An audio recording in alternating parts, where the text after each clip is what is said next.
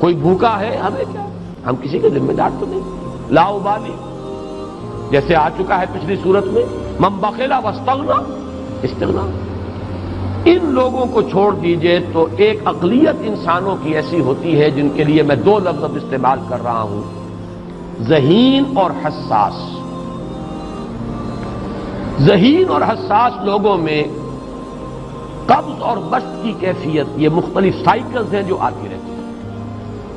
کبھی طبیعت میں پشمردگی ہے، دل بجھا ہوا سا ہے، کچھ نا امیدی سی ہے، خود اپنے اوپر اعتماد کی کمی محسوس ہو رہی ہے، مجھ میں صلاحیت نہیں ہے، میں کچھ نہیں کر سکتا، اب تک جو کچھ کیا بھی ہے، امنگ بھی ہے، امید بھی ہے، روشن پہلو نظر آ رہے ہیں۔ قبض کی کیفیت میں تاریک پہلو نظر آتے ہیں، مایوسی کے پہلو نظر آتے ہیں، پیسیمزم کی کیفیت، اور یہ جو بسط کی کیفیت ہے اس میں روشن پہلو۔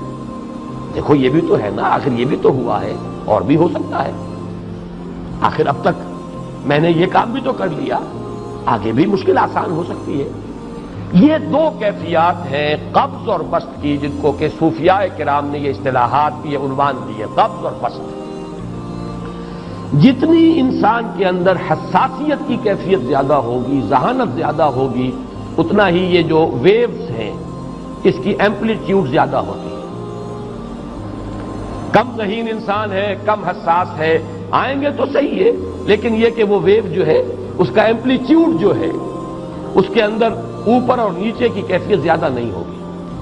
لیکن جتنا یہ معاملہ بڑھتا ہے یہ جو ویو ہے اس کے ایمپلیٹیوڈ بڑھتا چلا جاتا ہے۔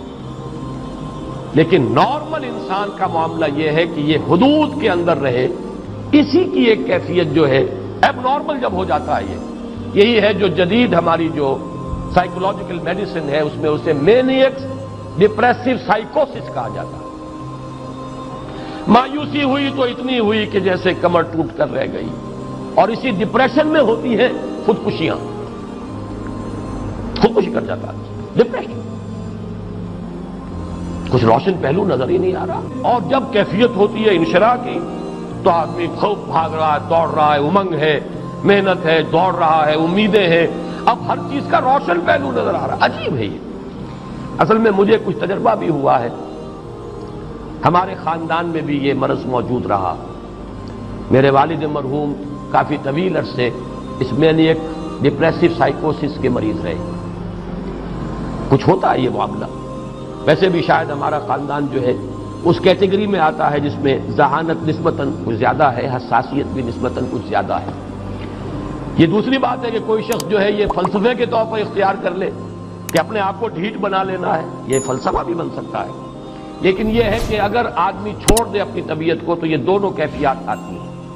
انہی کیفیات میں اگر یہ جو upward and down word movement ہے یہ ایک حد سے نکل جائے تو یہ بیماری ہے مینیک سائیکوسس، مینیک ڈپریسو سائیکوسس۔ اس میں جب آدمی ہوتا ہے وہ اپر کیفیت میں تو اس کے اندر بڑی عظیمت ہے، روشنی ہے، امید ہے، لوگوں سے گفتگو کر رہا ہے، حق بول رہا ہے، خوب جو ہے محفل کے اندر، اب وہ محفل میں اسے دلچسپی محسوس ہو رہی ہے اور اسے ہر چیز کا روشن پہلو نظر آ رہا ہے، خود اپنے وجود کا بھی روشن پہلو، دوسروں کے وجود کا بھی، دوسروں کی بات میں سے بھی وہ اچھا پہلو تلاش کریں گے، وہ برا پہلو تلاش نہیں کریں گے۔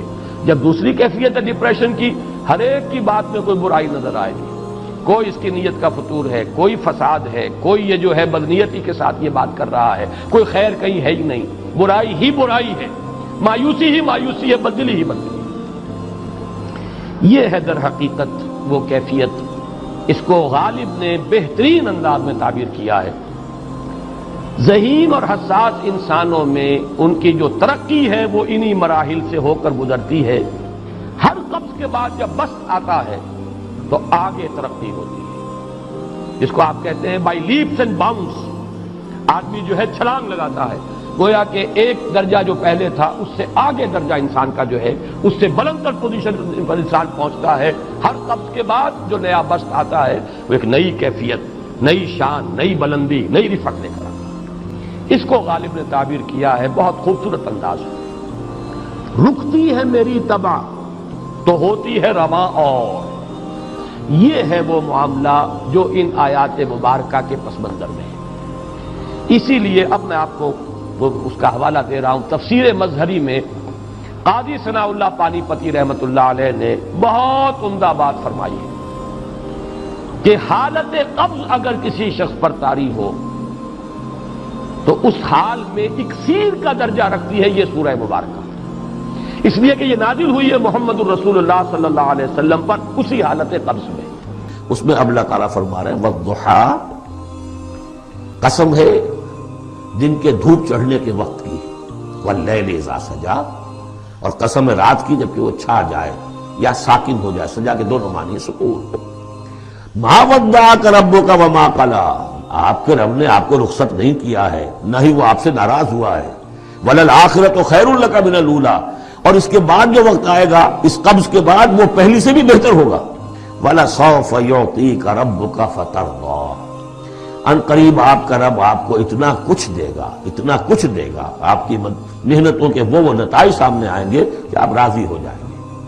الم یجدک یتیما فآویٰ، کیا اس نے اے محمد آپ کو نہ پایا کہ آپ یتیم تھے پھر پناہ دی، آپ کے لیے بندوبست کیا۔ وَوَجَدَكَ ضَالًّا فَہَدَىٰ، اور پھر جب آپ شعور کی پختگی کو پہنچے اور غور و فکر کا مرحلہ آیا، حقائق میں انسان کو سوچ بچار کا مرحلہ آیا اور آپ کو دیکھا کہ آپ تلاش حقیقت میں سرگرداں ہیں تو ہدایت دی۔ وَوَجَدَكَ عَائِلًا فَأَغْنَىٰ، اور پایا آپ کو تنگ دست تو غنی کر دیا۔ فَأَمَّا الْيَتِيمَ فَلَا تَقْهَرْ، ہم نے آپ کو یتیم پایا، پناہ دی، اب آپ بھی یتیم کے سرپرستی کیجئے، کسی یتیم کو اس کے اوپر کوئی جبر نہ ہو، سختی نہ ہو۔ وَأَمَّا السَّائِلَ فَلَا تَنْهَرْ، اور آپ جبکہ تلاش حقیقت میں سرگرداں تھے تو ہم نے آپ کو ہدایت دی، اسی طریقے سے اب آپ کو بھی کوئی شخص سائل بن کر آپ کے پاس آئے سوال کرے اسے جھڑکنا نہیں ہے۔ وَأَمَّا بِنِعْمَةِ رَبِّكَ فَحَدِّثْ، اور جو ہدایت تمہیں دی ہے ہم نے اب اسے عام کرو، یہ نعمت ہے، آپ کے رب کا انعام ہے، یہ ہدایت جو آپ کو عطا ہوئی ہے اس کو بیان کرو۔